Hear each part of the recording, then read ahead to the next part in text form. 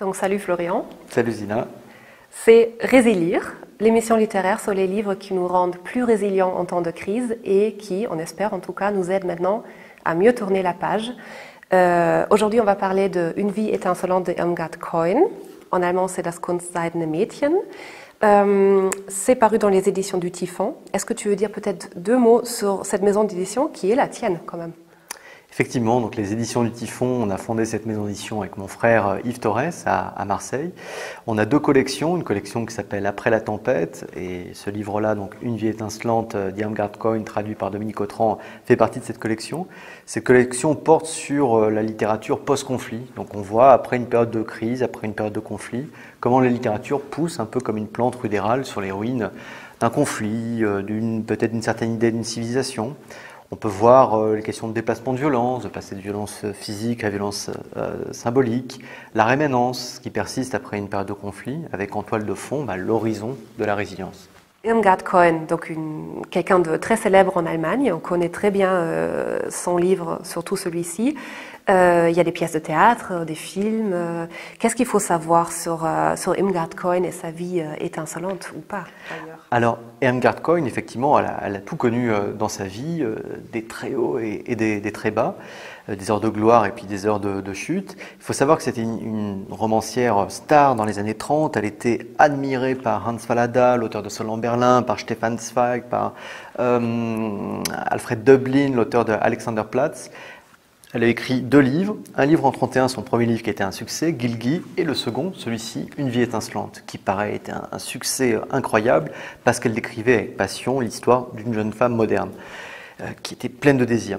Bon, 1933, les nazis arrivent au pouvoir, sa littérature est mise à l'index, elle est considérée comme étant une littérature dégénérée, une littérature anti-allemande.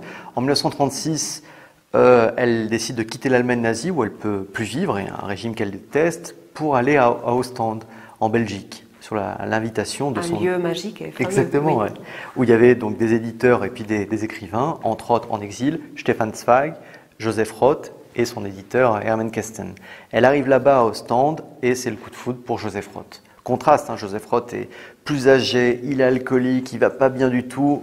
Irmgard Keun qui est au fait de sa gloire, qui est au top de sa beauté, et pourtant, entre eux, il y a un coup de foudre. Alors à cette très belle formule, elle dira « Quand je l'ai vue, ma peau n'a pu que dire oui ». Ensuite, les deux vivent en exil à Paris, ça se passe très mal, elle le quitte, et au moment où elle le quitte, elle apprend une nouvelle. Les journaux nazis se sont trompés et ont annoncé son suicide. Alors elle s'est dit, très bien, je peux rentrer en Allemagne sous une fausse identité, et c'est ce qu'elle fait. Elle a été déclarée morte, et après elle a pu rentrer grâce à ça. Exactement. Elle s'est dit, c'est l'occasion de ne pas être inquiétée et de rentrer sous une fausse identité. C'est le cas, elle passe la fin de la guerre sous une fausse identité, elle fait de multiples boulots, mais elle s'est dit, très bien, fin de la guerre, maintenant je peux écrire de nouveau, et mes livres vont être aimés, etc. Et pas du tout. Elle écrit des choses vraiment de très grande qualité, et pourtant, personne n'en veut. Les éditeurs, au départ, la publient, mais le public n'est plus au rendez-vous. Cette rencontre manquée avec son public, ça la déprime énormément. Elle plonge encore plus dans l'alcoolisme jusqu'à être internée un temps dans un hôpital psychiatrique, jusqu'à ce qu'un journaliste, Wilhelm Ungern, et une nouvelle génération en fait, de romancières et de féministes redécouvrent son œuvre et disent « Comment on a pu passer à côté d'une telle œuvre ?»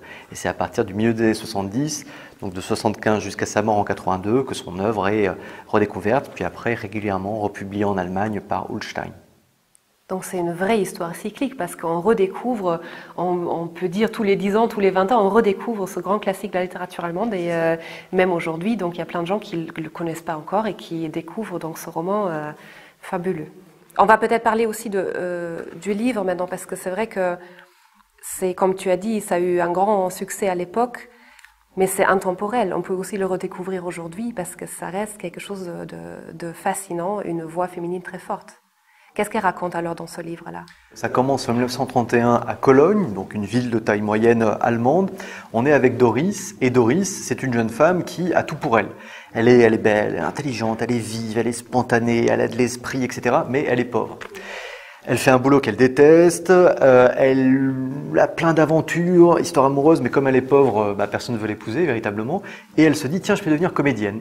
Elle essaie de devenir comédienne, mais ça prend pas vraiment, elle aime pas ce milieu non plus, parce qu'elle remarque que dans ce milieu, en fait, tout le monde cherche à se plaire en se méprisant. Et elle se dit, ben voilà, il n'y a qu'une ville à la taille de mon énergie, c'est Berlin. Et elle va à Berlin en 1931, et Berlin, en 31, c'est Babylone-Berlin. C'est-à-dire, on a à la fois une grande licence, une grande liberté sexuelle, artistique, mais c'est la crise, c'est la misère, due à la crise de 29, et puis on va dire une crise morale avec ce combat fort entre les nazis qui sont là de plus en plus, et quelque chose qui est en train de devenir un code culturel commun, qui est l'antisémitisme. Donc dans cette société du ressentiment, dans cette société qui hésite entre s'effondrer et renaître, elle, qu'est-ce qui va se passer pour elle? Et c'est toute la tension du livre. Ça, c'est le livre. Mais c'est parce qu'elle part, en fait, elle a vraiment rien, en fait. Elle part avec une petite valise, peut-être même pas. Elle est parée d'une fourrure qu'elle a volée à une autre dame, un petit gris, comme elle appelle, et elle rêve d'être une vedette un jour, etc. Donc, elle part juste habillée, en fait, avec ce rêve et rien d'autre, et elle part. Et elle essaye de survivre, donc, dans la capitale à cette époque-là. Peut-être c'est quand même important d'expliquer un peu plus sur le contexte à l'époque-là, parce que c'est vrai que à travers elle, on découvre en fait cette société en plein bouleversement, comme tu as dit. Alors oui, c'est très juste. Et ce qui est aussi intéressant, je parle du contexte dans un instant, mais c'est par rapport à cette trame narrative où on se dit oh là là, ça va pas être rigolo, on va pleurer, etc. Il y a toute cette énergie du livre et son humour qui, au contraire, sont des moteurs de résilience. Mais on en parlera. Concernant le contexte, effectivement, donc en Allemagne, il y a eu, comme partout dans le monde, la crise de 29, le krach boursier, qui a eu un impact terrible en Allemagne, avec un taux de chômage qui est très très haut. Et au niveau de l'échiquier politique, on a des tensions énormes avec les nazis qui gagnent de plus en plus de voix, de présence, et une grande tension également urbaine, avec des combats de rue entre des fractions communistes et les SA, Sturmabteilung, c'est-à-dire les troupes d'assaut des nazis. En même temps, artistiquement, il y a aussi une liberté qui est folle, avec le Bauhaus qui est là, avec des artistes extrêmement ambitieux, intéressants, cette école qui date des années 20, mais de la nouvelle objectivité qui est toujours là, et Berlin comme ville monstre, avec ses lumières, son énergie qui est là, et ville de tous les possibles, ville insomniaque, qui ne dure jamais, ce qui fait que ça excite et ça épuise. Et elle arrive dans ce bain-là, à la fois complètement terrifiant et complètement excitant. Avec encore une fois la crise, malheureusement on sait que la guerre de tous contre tous peut justement apparaître la guerre de tous contre un, et cette guerre de tous contre un, ça va être contre les juifs. Donc on a aussi cet antisémitisme, encore une fois, qui forme petit à petit un code culturel commun. Mais ça c'est intéressant parce qu'elle-même, elle observe cet antisémitisme, elle observe, elle le cite, mais après elle n'est pas très adepte en fait. Elle a une sorte de recul par rapport à ça qui est quand même très impressionnant, parce que c'est une jeune femme qui pourrait être facilement, qu'on peut peut-être facilement impressionner, mais finalement elle prend ses distances par rapport à cette pensée-là. Oui, et c'est intéressant parce que c'est justement toute l'intelligence à la fois de Coyne en tant que personne et puis en tant qu'écrivaine, c'est à chaque fois ce mélange d'empathie et de distance, et également ce mélange entre candeur et cynisme. C'est la grande force de son livre. C'est-à-dire qu'on a une héroïne, on se dit « Ah tiens, c'est l'héroïne naïve qui arrive dans la grande ville, elle va rien comprendre, elle va suivre le torrent. » Et non, à chaque fois qu'il y a un semblant de candeur, bing, ça se retourne. C'est pas simplement du cynisme, c'est une acuité. C'est-à-dire qu'elle voit plus clair que les autres, et elle voit plus vite aussi. Et ça, c'est absolument extraordinaire. Ça donne une intensité dramatique et stylistique au livre. Oui, c'est vrai qu'elle est très libre d'esprit. En même temps, elle est assez indépendante dans sa façon de voir les choses, de penser. En revanche, elle part quand même à Berlin, et après, ses relations avec les hommes, c'est quand même au centre du livre, parce qu'elle dépend un peu de ça. Elle a besoin de trouver quelqu'un qui lui paye ses repas, qui l'accueille peut-être chez lui, etc. Donc, c'est quand même une situation qui est peut-être un peu typique pour les femmes de son époque aussi, non? Alors, c'est très juste, effectivement, et ça, ce sera à préciser au niveau du contexte, c'est que cette fameuse crise de 29, elle a eu un impact terrible sur tous, et en particulier sur les femmes.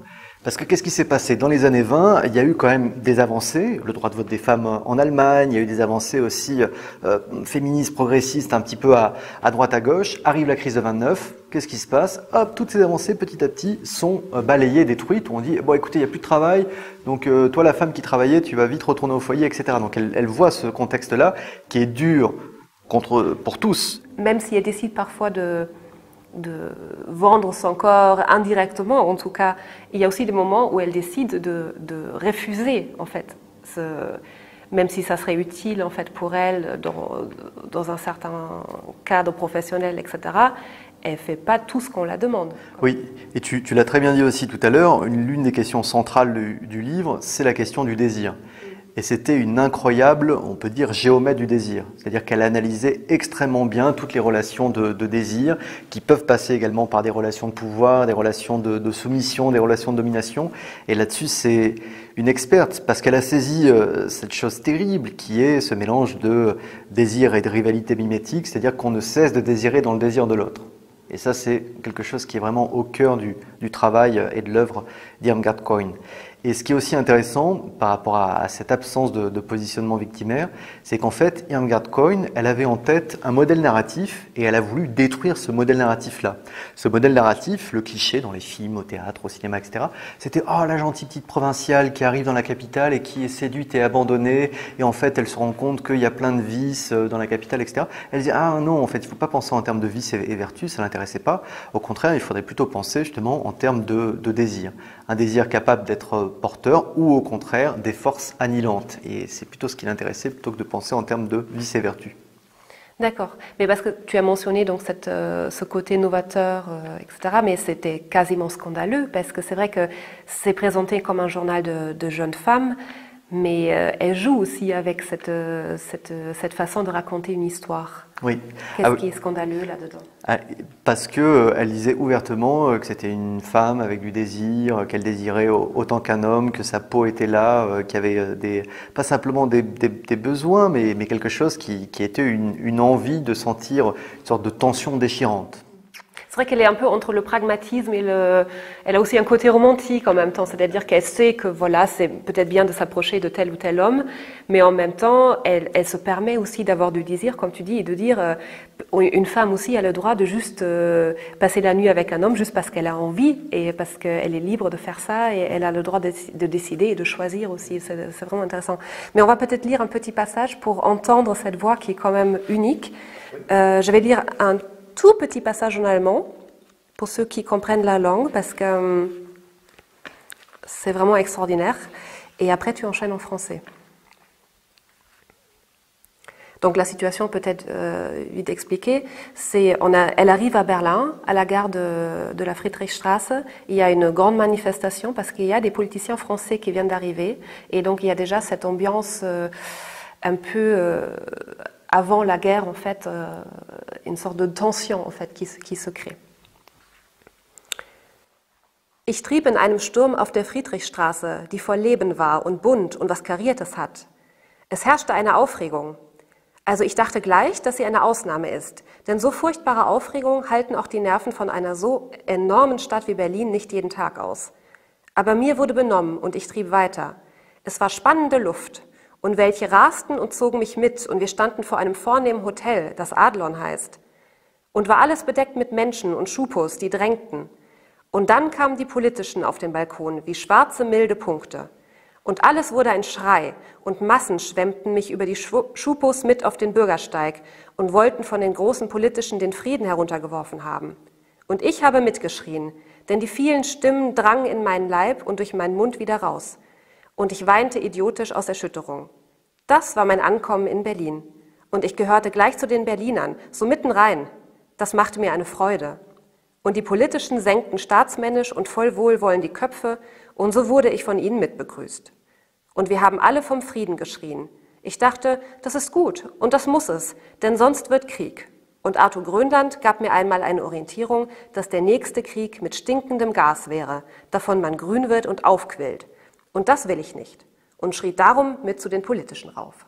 Donc, effectivement, on est après cette scène émouvante où elle a été prise comme ça dans ce flot des politiciens français et allemands qui parlaient de paix.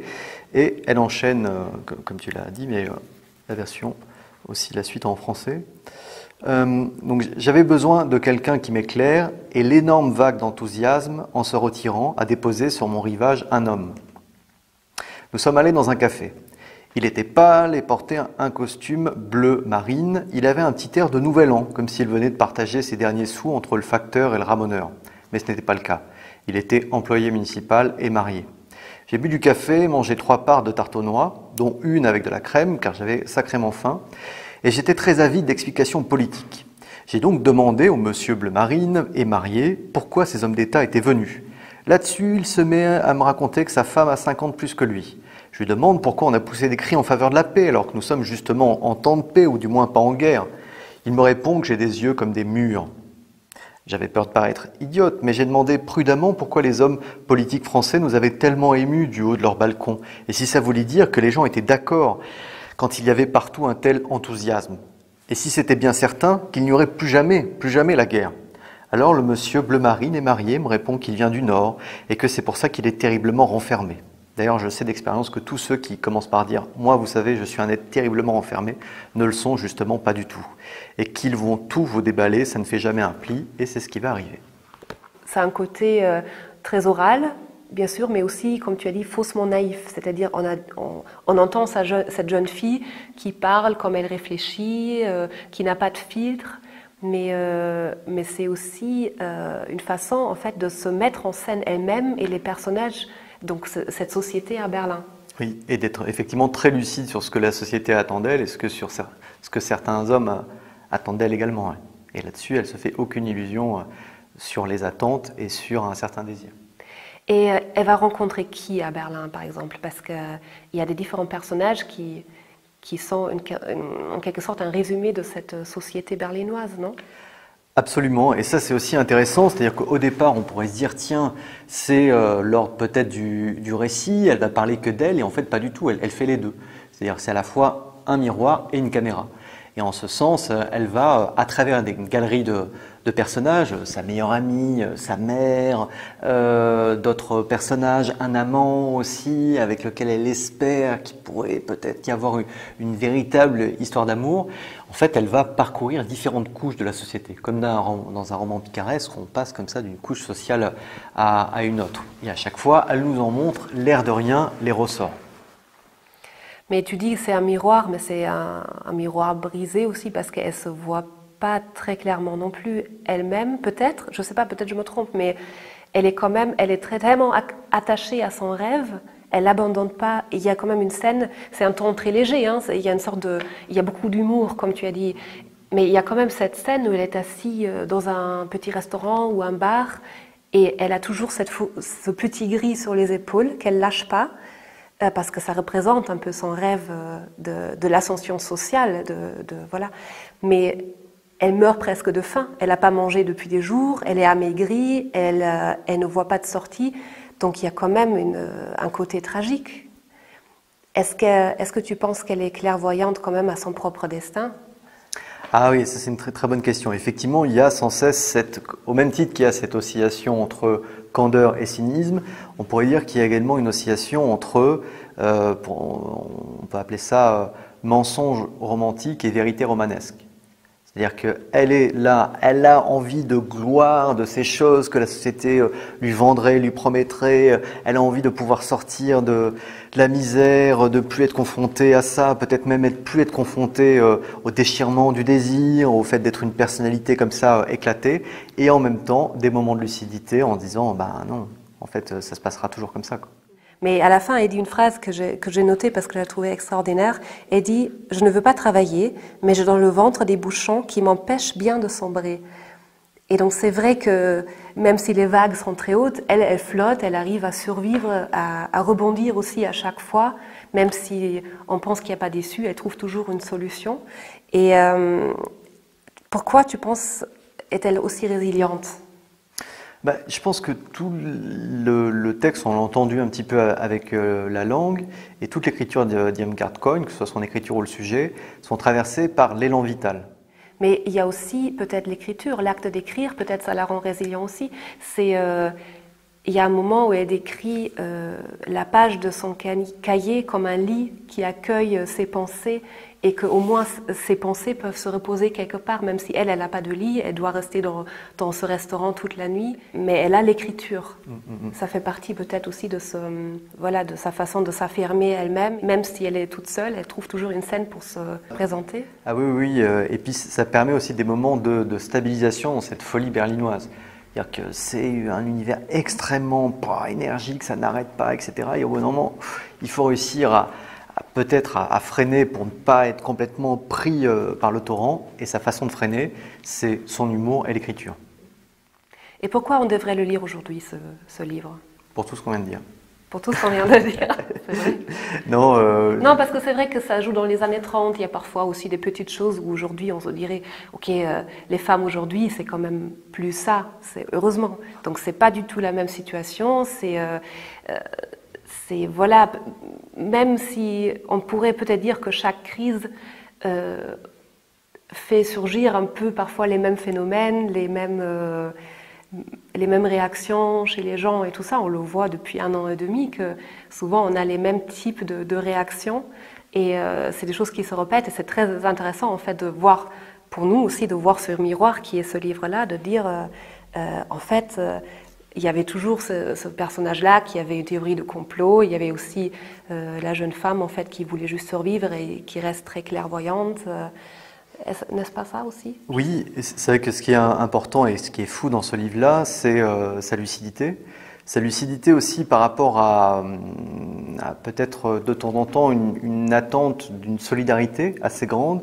Et ce que montre Irmgard Coyne, qui est une leçon amère, qui est une leçon dure, mais qui est une leçon quand même essentielle, c'est que de temps en temps, une fixation sur sa souffrance rend indifférent à la douleur de l'autre. Et le monde, cette société un peu brisée, où chacun est dans son coin, il n'y a plus de lien possible, et elle nous dit faites attention parce que ça ne mène pas à grand-chose tout ça. Ça mène peut-être au pire. D'une part, et de l'autre part, ce qui est impressionnant et ce qui reste là aujourd'hui, c'est cet esprit, cet humour qui fonctionne toujours autant et qui permet non pas de proposer une littérature qui serait une littérature de la consolation, mais au contraire une littérature galvanisante. Et en ce sens, ça nous donne une énergie pour affronter les futures crises. C'est l'idée. Bon, en tout cas, les lecteurs francophones, il faut qu'ils lisent ce livre. Il faut lire, résilire, si on veut, et parfois flotter comme des bouchons, comme Doris. Merci. Merci.